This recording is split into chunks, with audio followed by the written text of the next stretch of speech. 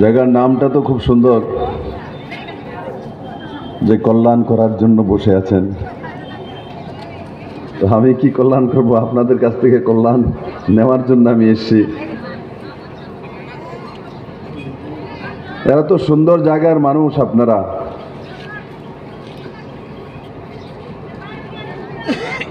আর এই জায়গাতেই 12 ডিসেম্বর 1996 26 জনকে, বৃদ্ধ থেকে শিশু পর্যন্ত, এই জায়গা থেকে মাত্র 100 থেকে 200 মিটারের মধ্যে নৃশংসভাবে হত্যা করা হয়েছিল। 26 জনকে। আমি প্রথমেই এই 26টি আত্মার জন্য ঈশ্বরের কাছে প্রার্থনা করি।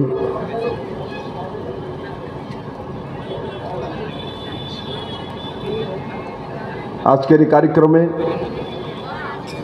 মঞ্চে উপস্থিত ত্রিপুরা রাজ্যে ভারতীয় জনতা পার্টি প্রদেশ সভাপতি आदरणीय राजीव भट्टाचार्य महोदय,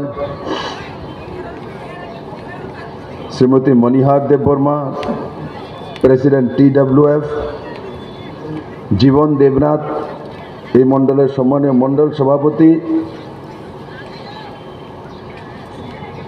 আমাদের মধ্যে মঞ্চে বিশ্বব্রত দেববর্মা ত্রিপুরা সরকারের মন্ত্রী উপস্থিত হয়েছেন।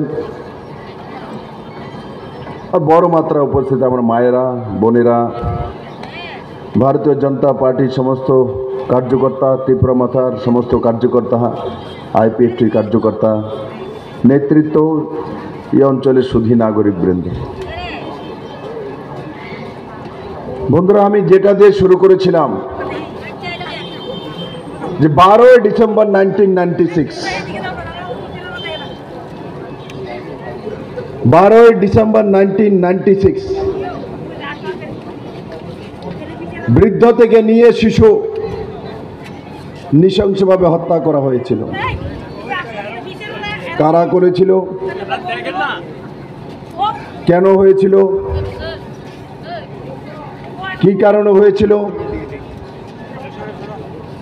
80 দাঙ্গা কখন হয়েছিল? সত্তাতে কারা ছিল? অপোজিশনে কে ছিল? কার দোষারোপ কে করত?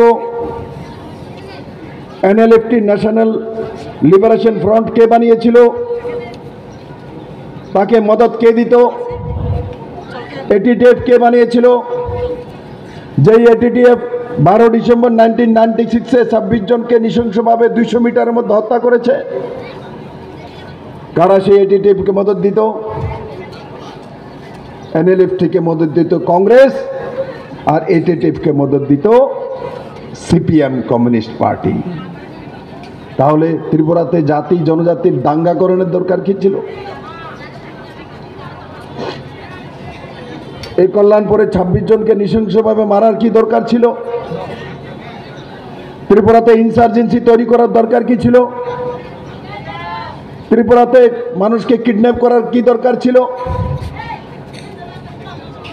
1980 থেকে 2005 পর্যন্ত ত্রিপুরার মধ্যে জাতি জনজাতির মধ্যে বিদ্বেষ কেন ছিল?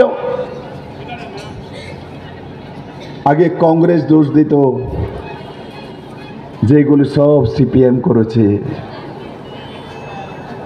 আগে কংগ্রেস দোষ দিত এই সবগুলো।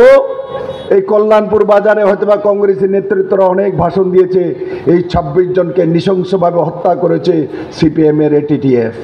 বলতো না? ভাষণ দেওয়ার জন্য আসতো না?